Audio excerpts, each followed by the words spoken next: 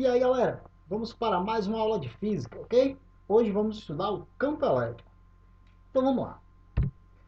Olha só, para a gente iniciar os estudos sobre o campo elétrico, vamos começar entendendo o conceito de forças de campo. Vamos analisar o movimento da Lua em volta da Terra, certo? Então olha só, vejam que a Terra ela vai atrair a Lua, ela vai puxar a Lua, tá? Vai exercer uma força de atração na Lua, provocando o movimento da Lua em volta da Terra. É um movimento aproximadamente circular. Só que tem um detalhe: a Terra consegue exercer essa força na Lua sem que exista nenhum contato, tá? Nenhuma forma de contato entre a Terra e a Lua, tá certo? Então a Lua ela fica orbitando o nosso planeta, tá? Devido à força de atração gravitacional que a Terra exerce na Lua. Porém, essa força, para que ocorra essa força, não é necessário que exista um contato entre os dois corpos. Isso também acontece no caso de um ímã e pedaços de metal, tá? Em muitas situações, o ímã, né, isso vai depender da capacidade do ímã, mas o ímã ele consegue atrair o pedaço de metal, consegue exercer uma força no pedaço de metal, sem que esse metal entre inicialmente em contato com o ímã. Então, o metal ele é deslocado, ele se movimenta em direção ao ímã, tá? O ímã exerce uma força de atração no metal, sem que exista um contato inicial entre os dois. Quando isso acontece, quando um objeto consegue exercer uma força em outro corpo sem que ocorra esse contato, essas forças são chamadas de força de campo, ok? Então, forças de campo são forças que não precisam de um toque para serem exercidas, beleza? E por que força de campo? Vamos analisar mais uma vez o movimento aqui da Lua em torno da Terra. Em volta da Terra, né, em volta do nosso planeta, existe uma região no espaço onde qualquer corpo que entre nessa região vai sofrer a atração exercida pela Terra, né? Vai sofrer a força de atração gravitacional exercida pela Terra. Essa região que está em volta do nosso planeta é chamada de campo gravitacional. Então a Lua se encontra dentro do campo gravitacional do nosso planeta. Por isso ela fica orbitando o nosso planeta. Então a Lua e os outros satélites, né, os satélites artificiais que nós humanos jogamos, lançamos lá para o espaço, estão dentro do campo gravitacional do nosso planeta. E assim eles ficam orbitando o nosso planeta. A mesma coisa no caso de um ímã. Em volta do ímã existe uma região onde pedaços de metal que sejam colocados nessa região vão ser atraídos pelo ímã, tá certo? Essa região é chamada de campo magnético. Então existe na natureza três forças de campo: força gravitacional, força magnética e a força elétrica, tá? Assim como a gente tem a força elétrica, a gente vai ter o campo elétrico, que é o objeto de estudo da nossa aula de hoje, ok? Então vamos para ele. Então olha só, o que seria, né? O que é o campo elétrico? Semelhante ao que acontece com o campo gravitacional e com o campo magnético do caso do ímã, o campo elétrico vai ser uma região, certo? Uma região em torno de uma carga elétrica. Então toda a carga elétrica, né? Qualquer carga elétrica, ela consegue gerar em volta dela o que nós chamamos de campo elétrico, tá certo? Então, esse campo elétrico vai ser uma região em volta de uma carga elétrica, onde qualquer outra carga que seja colocada dentro dessa região, essa carga vai sofrer a atuação de uma força elétrica, que pode ser de repulsão ou de atração, tá certo?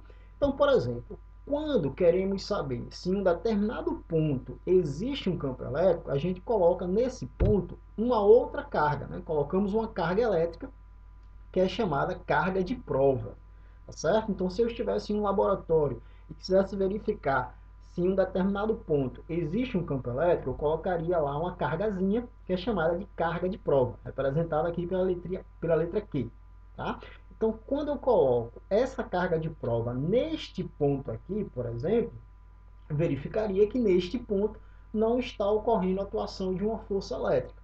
Então, neste local não existe um campo elétrico. Mas, se eu coloco essa carga de prova em um outro local, por exemplo, aqui, neste ponto aqui, iria verificar a atuação de uma força elétrica, que nesse caso seria de repulsão, né? Já que a carga elétrica de prova, o Qzinho, chamado carga elétrica de prova, é positivo. E o Qzão aqui é a carga geradora, que também é positiva, tá certo? Nesse caso, o Qzão aqui ele é chamado de carga geradora, porque é essa carga que está gerando o campo elétrico, tá? Então, veja, neste ponto, eu vou ter a atuação de uma força, que nesse caso vai ser uma força de repulsão. Então, nesse ponto, eu verifico que existe um campo elétrico. Eu estou dentro da região de um campo elétrico. Detalhe, qualquer ponto em volta dessa carga elétrica geradora, qualquer ponto dentro dessa região que eu coloque uma outra carga, vai sofrer, essa carga ela vai sofrer a atuação de uma força, tá certo? Então, o campo elétrico é a região de atuação de uma força provocada por uma carga elétrica. Tá? É a região em volta de uma carga elétrica, onde qualquer outra carga que eu coloque dentro dessa região, ela vai sofrer a atuação de uma força elétrica. Tá?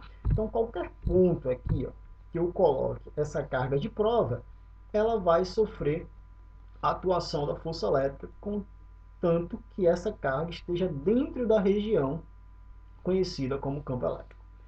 Beleza? Continuando, vemos que o seguinte, o campo elétrico é uma grandeza vetorial, certo? Assim como a força também é uma grandeza vetorial. O que seria uma grandeza vetorial? A grandeza vetorial é uma grandeza que possui módulo, direção e sentido. Tá? Essas grandezas vetoriais elas são representadas por vetores, né? São representadas por um vetor. Um vetor é um segmento de reta, um segmento de reta orientado, uma setazinha. Ok? Então, olha só, voltando para cá. O campo elétrico vai ser uma grandeza vetorial que a gente vai representar ele por um vetor. Então, esse campo elétrico, ele possui um módulo. O módulo é o valor numérico do campo elétrico, é a intensidade do campo elétrico. Ele possui uma direção, essa direção horizontal, vertical, tá certo? Possui também um sentido, né? O sentido para a esquerda, para a direita, para cima ou para baixo. Tá? Então, toda grandeza vetorial ela pode ser representada por um vetor. E toda grandeza vetorial possui um módulo, possui a direção e possui o sentido. Ok? Aqui no exemplo, estou colocando um vetor para a gente ter uma ideia. Então, a representação geométrica de um vetor é uma seta, né, um segmento orientado. Nesse caso aqui, esse vetor ele vai ter um módulo, né, o seu valor numérico é 10 unidades qualquer. Tá? Então, o número 10 com o uzinho do lado representa 10 unidades qualquer. Então, esse vetor ele tem um módulo, seu valor numérico 10 unidades, ele tem a sua direção, né, horizontal e tem o seu sentido, nesse caso aqui, para a direita. Tá certo? Então, aqui é só para a gente ter uma ideia do que é um vetor. Tá? Nesse caso, o nosso vetor tem a direção horizontal, tem o sentido para a direita e o seu módulo, o seu valor numérico, 10 unidades. A mesma coisa vai acontecer com o campo elétrico. Nós podemos representá-lo através de um vetor, tá? Pois ele é uma grandeza vetorial. Dando continuidade, o que é que acontece? Esse vetor campo elétrico ele vai ter algumas propriedades.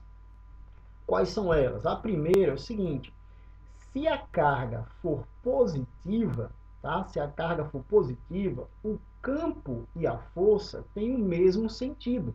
O campo elétrico e a força elétrica terão o mesmo sentido. Vamos aqui.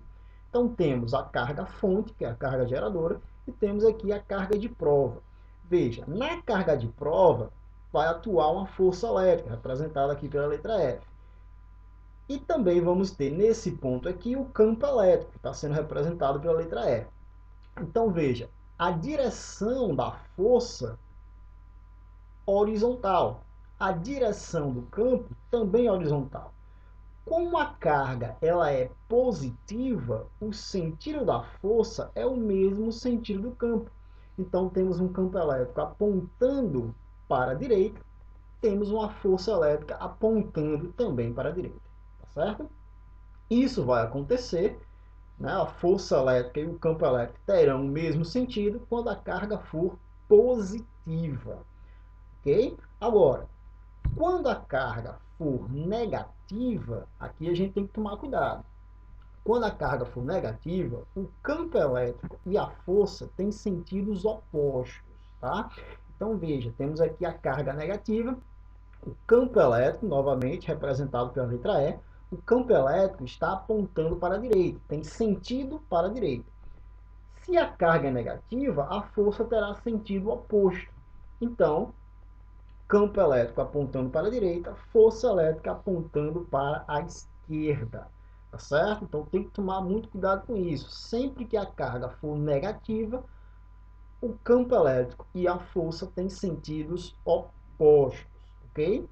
Outro detalhe interessante. Veja que nesse caso aqui, em que a carga é negativa, nós temos os sentidos opostos, mas a direção é igual. A direção do campo é horizontal, a direção da força também é horizontal. A mesma coisa ocorre quando a carga é positiva.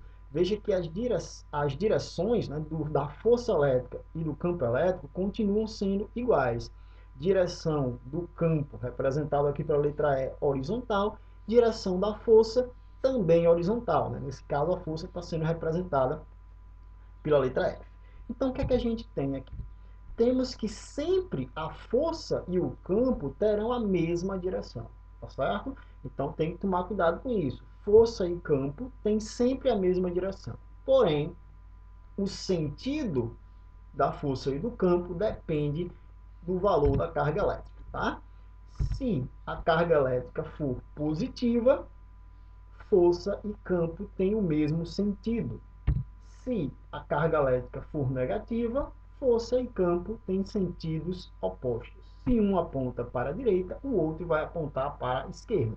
Se um aponta para cima, o outro vai apontar para baixo, tá?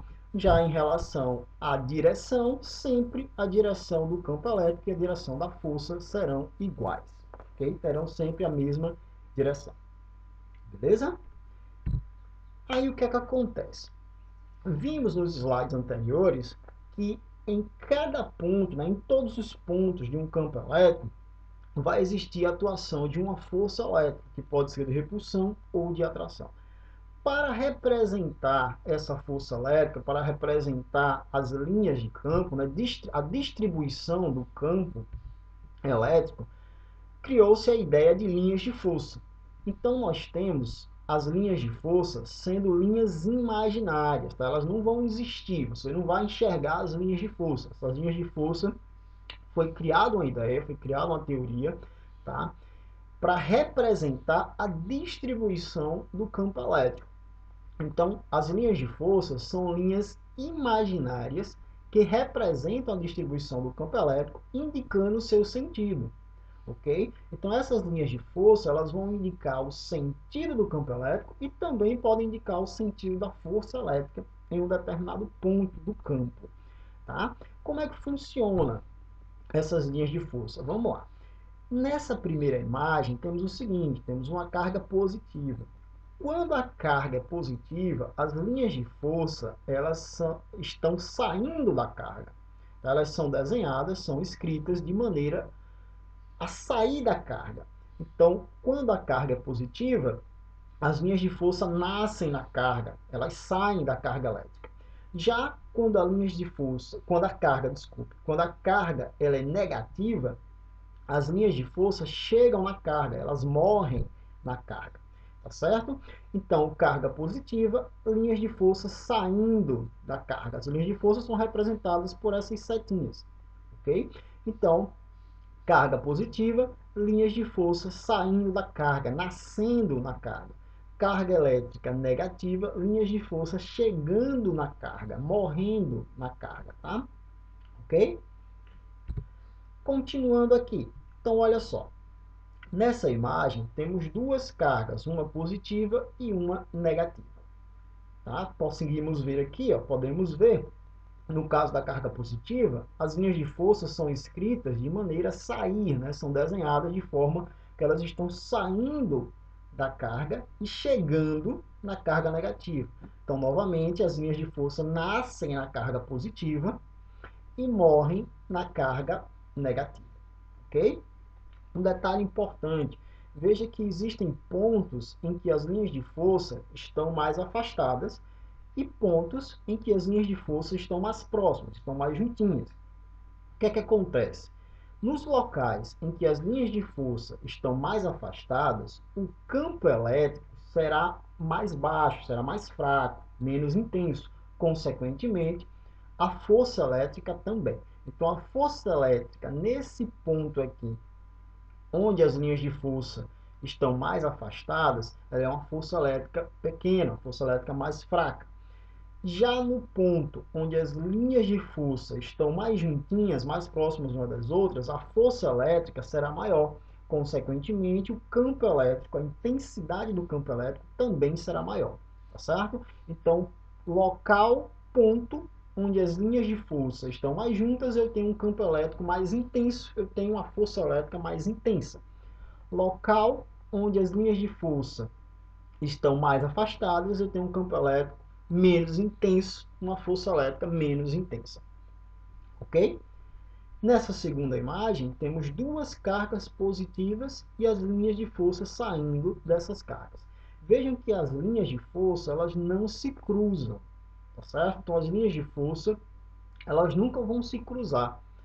Nessa imagem, as linhas de força estão se afastando, né? Estão se desviando, de maneira que elas não se cruzam uma com as outras. Ok? Então, nunca as linhas de força elas vão se cruzar uma com as outras. Beleza?